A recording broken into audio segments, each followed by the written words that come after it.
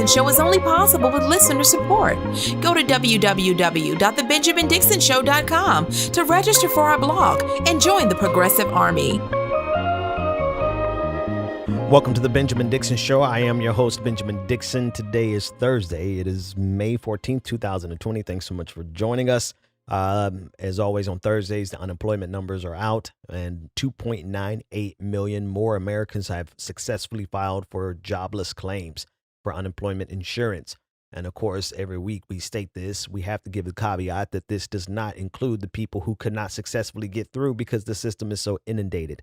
But just with the people who are able to file for unemployment, we are looking at 36.5 million Americans who have lost their jobs in the last 2 months. This is a crisis.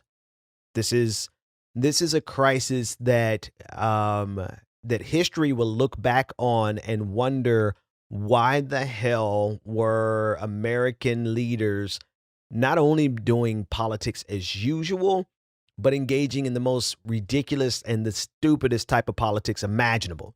I just want to give you a comparison of what's happening in the minds of our president as well as some of our top leaders as it pertains to this crisis. I mean, not only is Donald Trump an effing moron, but we have no opposition, no meaningful opposition from the Democratic Party.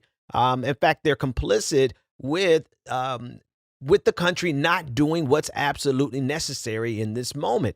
Right now, we are giving some enhanced unemployment insurance, but that's going to run out soon. And when those checks run out, don't be surprised when these people take to the streets. I mean, you're already encouraging people to go to the streets and to go out and consume. What you're going to be surprised is when they go out to the streets, they're going to do a lot more than consume. But this is the behavior of our leadership from both parties. On one side, I swear to God, we are in the dumbest timeline imaginable. The absolute dumbest timeline. Donald Trump last night, before I even get to this morning's tweets, but last night he just tweeted out Obamagate to a thunderous fanfare of 317,000 likes, 82,000 retweets. Now, don't get me wrong. I understand the game.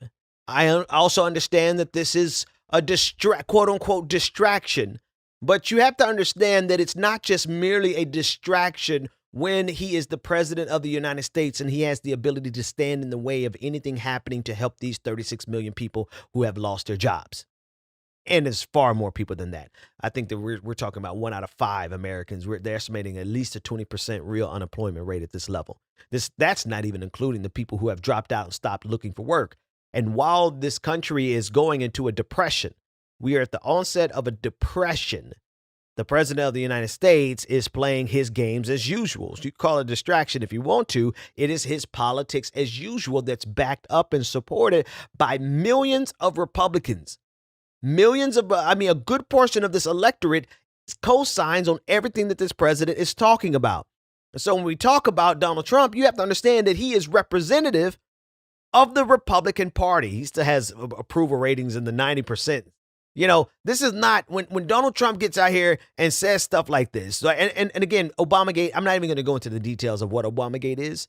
It's just the fact that this is what the president of the United States is thinking about when we have 85,000 Americans dead and 36.5 million unemployed in 2 months. We're going to be at 40 million unemployed before June. And by June, they're expecting us to be at about 3,000 people dying a day. You know, we've just kind of gotten used to the death toll, right? That's the tragic thing is we as Americans have gotten accustomed. We're desensitized to the number of people that are dying, but it becomes really real when there are people close to us. And unfortunately, this game that's being played by the president of the United States as well as the Democratic Party, right? The Republican Party are ruling elite. They have failed us in every way imaginable, and they're all playing this goddamn game of politics as usual in the face of this pandemic that has claimed 85,000 lives in 7 weeks. Let's just round up in 2 months. We'll give you 2 months. 85,000 people in 2 months. But this is what is on the mind of the president of the United States. This is what he's saying this morning. He said, good numbers coming out of states that are opening. America is getting its life back. Vaccine work is looking very promising and before the end of the year. Likewise, other solutions. What? The states that are opening up again, Mr. President, are the states that are surging in outbreaks. They're surging in new cases of COVID-19. And this is a signal that he's sending. It is simultaneously brilliant in terms of the fact that it is a distraction, but it's entirely infuriating because it's representative of what our leadership. It's our leadership. I don't have any fancy way of saying how effed up this situation is. The president of the United States is encouraging people to go back out in public to try to get the economy going again. Meanwhile, ignoring the fact that 36.5 million people have lost their jobs in 2 months and refuses to do anything for them. Even with this package that we talked about yesterday from the Democratic Party, that is essentially just a handout to corporations, lobbyists, to debt collectors.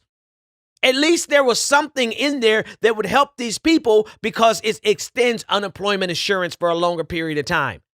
At the rate that we're currently going, the unemployment insurance is going to be up soon, by July. Okay, so for the most part, all of these people who are getting unemployment at this point, they're going to start dropping off the rolls in July. And as ridiculous as that Democratic package was, at least it extended unemployment insurance. It still did not create a universal basic income because here's the game. I'm not even going to read any more tweets. Here's the game. They know that this crisis is going to last for years. They know this.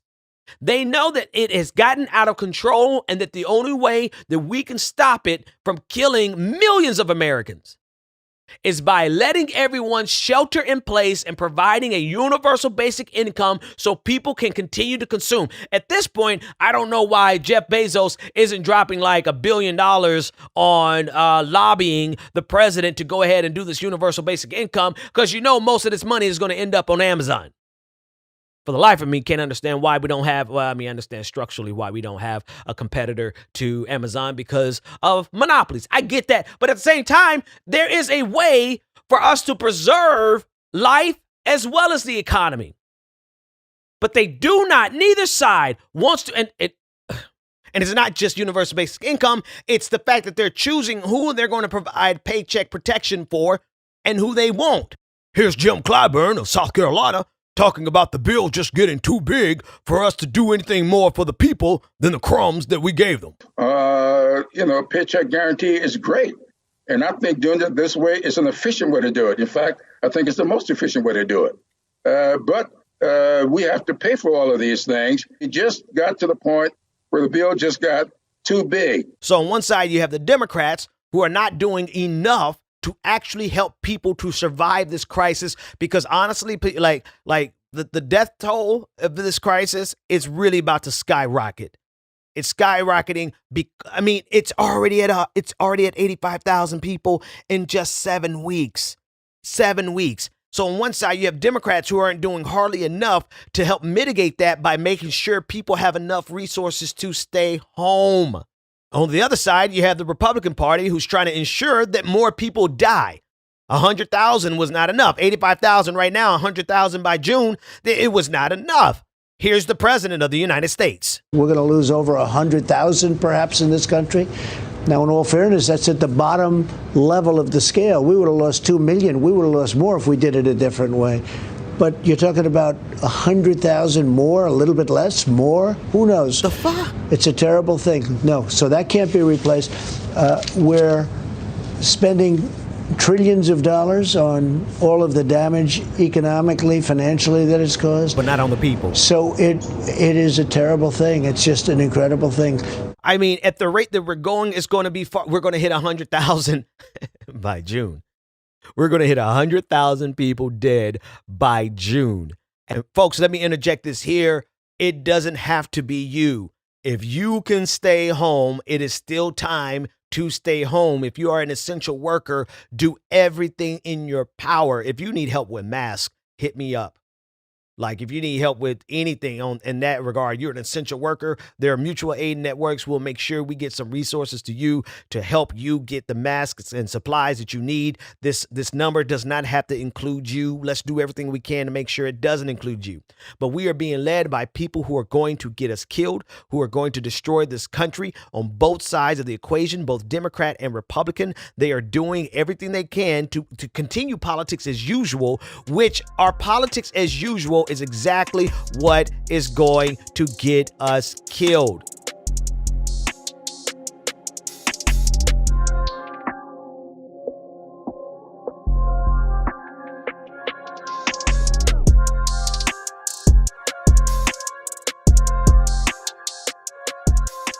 This next story is just as ridiculous. This is another case of America being perfectly designed to destroy itself with this one virus. This virus is striking us at every level of stupidity and hyperpartisanship that we could possibly imagine. This Wisconsin judge, the Supreme Court, has just struck down the governor's stay-at-home order.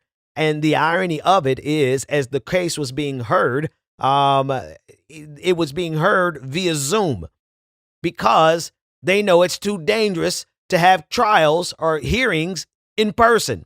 And so as they were doing this case via Zoom to protect themselves, the ruling was that they struck down the governor's stay-at-home order. So in other words, make it even more plain, they are protecting their own asses and sending your consumer ass back out into the public so that you can help them meet their quarterly profit margins. Listen to this argument that was carried out via Zoom because it was too dangerous to do it in public, to do it in person.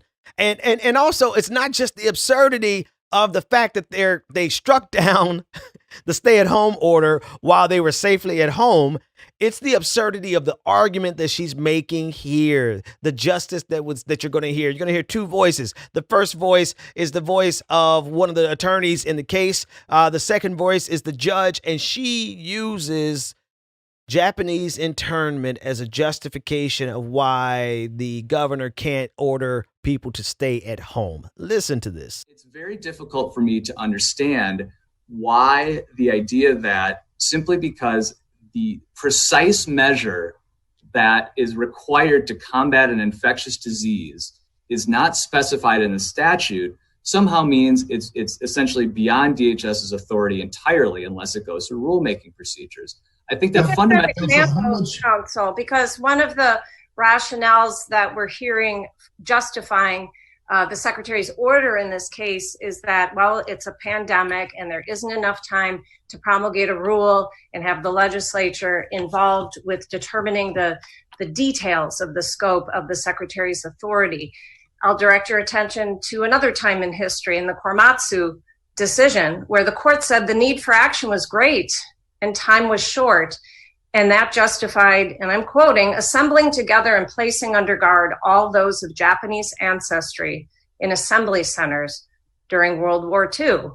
Could the secretary, under this broad delegation of legislative power or legislative-like power, order people out of their homes into centers where they are properly socially distanced Jesus in order Christ. to combat the pandemic? Oh, you fatuous moron. The point is for you to stay at home, not for you to be removed from your home, number one. Number two, why is it that white conservatives always have to harken back to America's injustices against minorities in order for them to feel like they actually have something that they can be aggrieved about?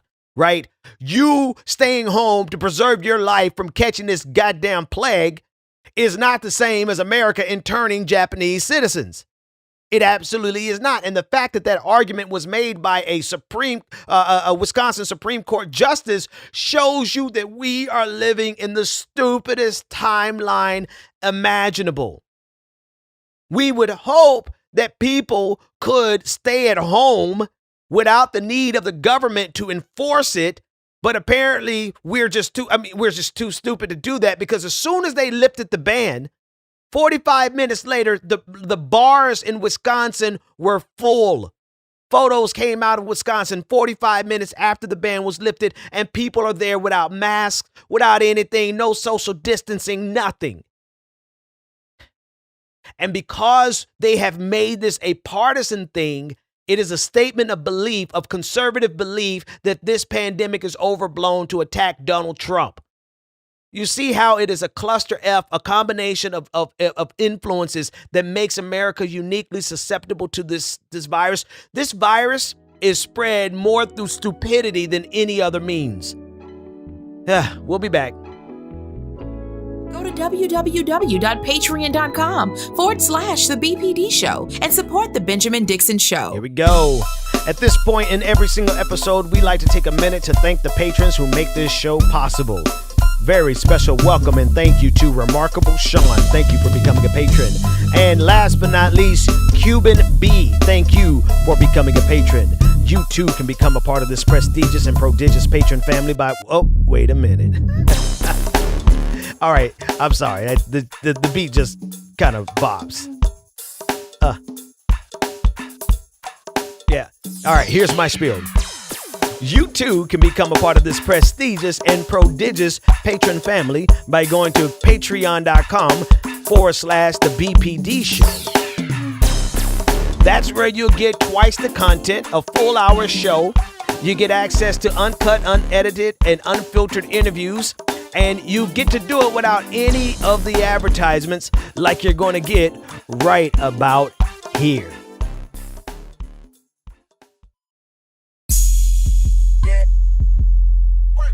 Welcome back to The Benjamin Dixon Show. Visit us online at www.thebenjamindixonshow.com. Welcome back. Welcome back, everybody. So, in case you're wondering what the Senate is actually worried about, whether they're worried about the 36.5 million Americans who lost their jobs in the last 2 months, or the 85,000 Americans who have lost their lives in the last 2 months in that same period. No, they're not worried about that. What they're worried about is what you're searching for online. Gizmodo.com reporting a bipartisan amendment that would have prohibited law enforcement agencies such as the FBI from obtaining the web browsing and internet search histories of Americans without a warrant failed to pass in the U.S. Senate on Wednesday by a single vote. 27 Republicans and 10 Democrats voted against the amendment to H.R. 6172, which will reauthorize lapsed surveillance powers under the Foreign Intelligence Surveillance Act, FISA. The amendment, offered up by Senator Ron Wyden, Democrat of Oregon, and Senator Steve Daines, Republican of Montana, would have forced the government to get a warrant before obtaining the internet search history of Americans. Let me keep reading. This is obscene. Under Section 215 of the Act, the government can compel phone companies and internet service providers to turn over such data if it is deemed vaguely relevant to a terrorism or counter-espionage case. In a speech on the Senate floor ahead of the vote, Senator Wyden questioned whether law-abiding Americans should have to worry about their government looking over their shoulders at all times of the day. And this is what he said.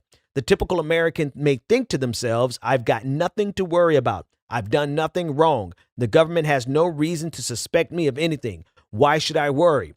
Unfortunately, the question is not whether or not you did anything wrong. The question is whether a government agent believes they have the right to look at your web searches.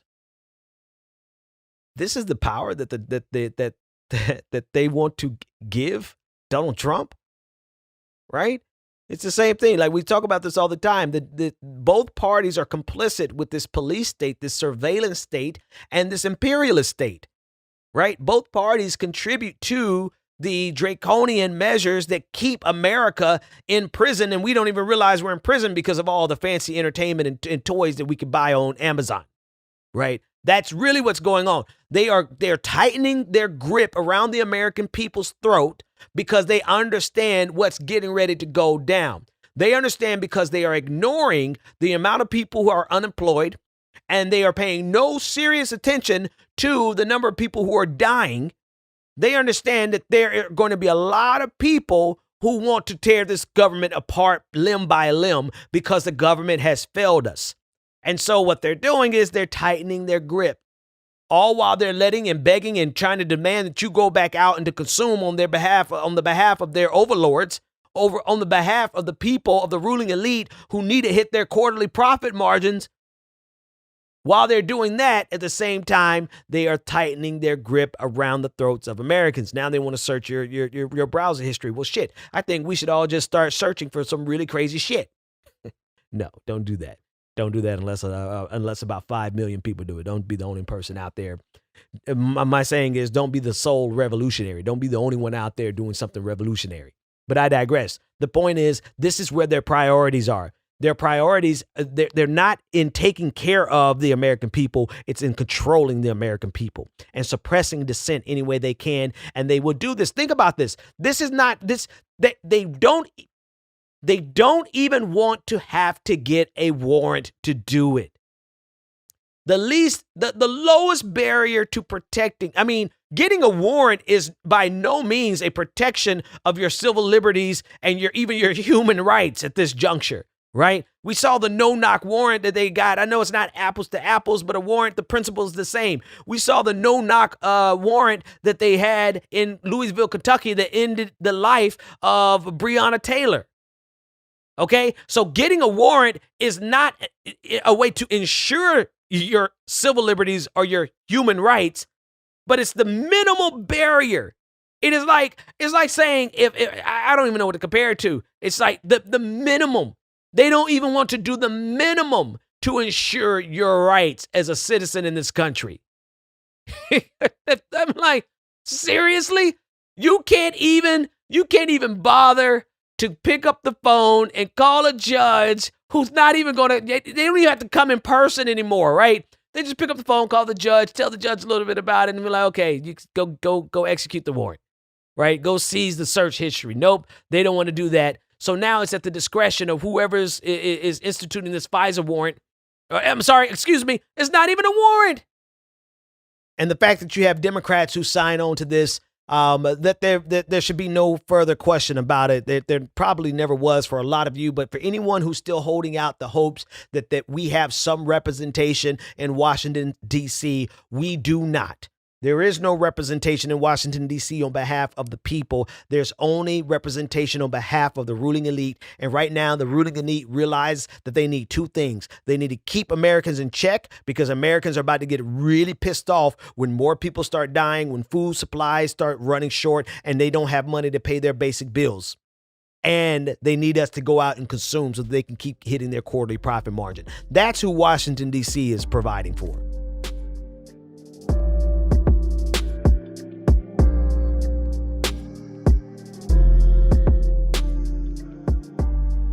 I want to discuss two articles, juxtapose them next to each other to make a broader point. Over at The Week, Ryan Cooper wrote the following: "The conservative victimhood complex has made America impossible to govern." I'll read a portion of that, but I want to juxtapose it with this summary from the Daily Beast of a report from the Financial Times. Okay. Yeah. So basically, according to the Daily Beast and the Financial Times, President Trump was wary of making preparations for the coronavirus pandemic because he was concerned doing so would send the stock market into a panic. In a quote attributed to an unnamed Trump confidant who is said to speak for the president frequently, is claimed that Jared Kushner had been arguing that testing too many people or ordering too many ventilators would spook the markets, and so we just shouldn't do it. That advice worked far more powerfully on Trump than what the scientists were saying. Donald Trump thought that the scientists were always exaggerating, and so he took the advice of Jared Kushner. Okay, let me juxtapose that article with what's happening with what Ryan Cooper wrote over at The Week. He'll be joining me tomorrow to discuss it, but I just want to juxtapose the two in his article where he discussed the conservative victimhood complex has made America impossible to govern. And this is what he said. He said the United States has had the worst national response to the coronavirus pandemic among rich nations, largely because President Trump is an incompetent leader whose narcissism means he can focus on little beyond his own approval ratings. But Trump's appalling failure is only the most visible part of a vast ocean of right-wing dysfunction. For conservative zealots and media figures, the pandemic is quickly becoming just another culture war battleground, an axis of postmodern symbolic conflict, another vent for bottomless grievance and fuel for a screeching victimhood complex. The practical effect will be to fuel infection and hamstring economic recovery. It's a stark obstacle before fixing this or any other crisis. And he goes on quite in detail with some good analysis here. So I'll discuss it with him in depth tomorrow. But I just want to juxtapose those two so that you can see the picture that is being painted of the reality around us. Here's what's happening around us. In order to protect the stock market, in order to protect millionaires, billionaires, and corporations, Donald Trump took the advice of Jared Kushner, who discouraged ordering ventilators, who discouraged ordering masks and wearing masks, and discouraged testing, mass testing. Now, how do you get away with that at the beginning of a pandemic? 2 months in now, 85,000 people dead. How do you get away with justifying no testing or minimum testing and not actually doing the steps that are necessary to minimize death? How do you do it?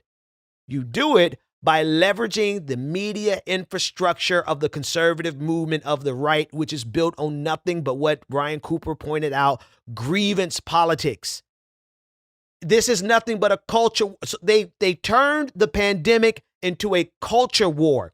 And the reason they did that, and everybody was like, why are they doing this? It was always clear, but now that we have this report from the Financial Times, you can see it. The reason they turned this pandemic into a culture war was because they wanted to protect capital. They wanted to protect the billionaires. They wanted to protect Wall Street. And you can't protect Wall Street when people are terrified of dying. So what do? They made this into something where it is basically an argument like abortion. Some of us agree with it, some of us don't. Or climate change. Some of us agree with the scientists and some of us don't. Coronavirus. Some of us think it's real and some of us think it's a Chinese hoax. Some of us think that it's just the flu.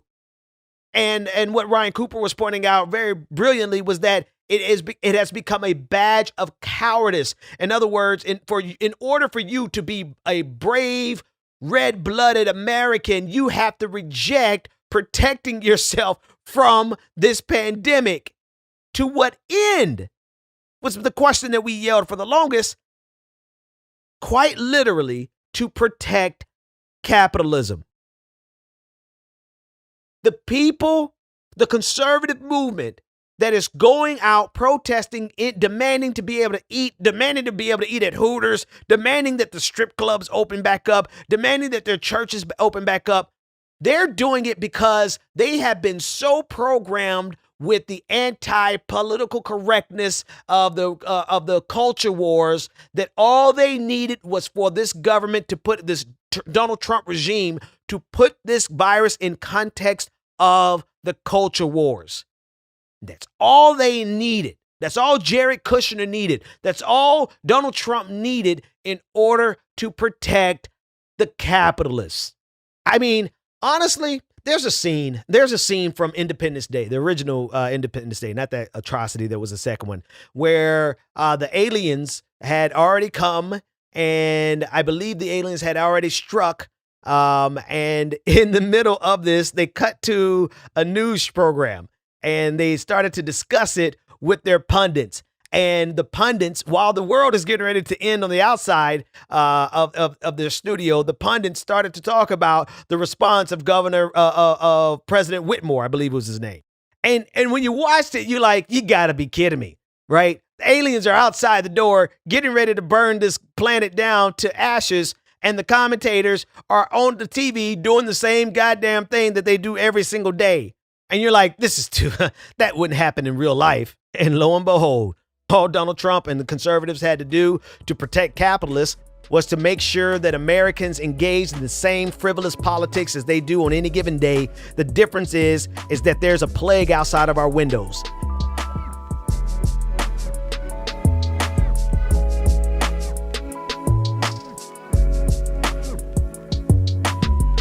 The Benjamin Dixon Show is only possible with listener support. Go to www.patreon.com/The BPD Show and support The Benjamin Dixon Show. If you like this episode, be sure to share, like, and subscribe.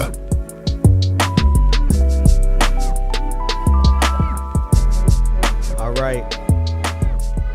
Close the door behind you, patrons. Let's keep this conversation.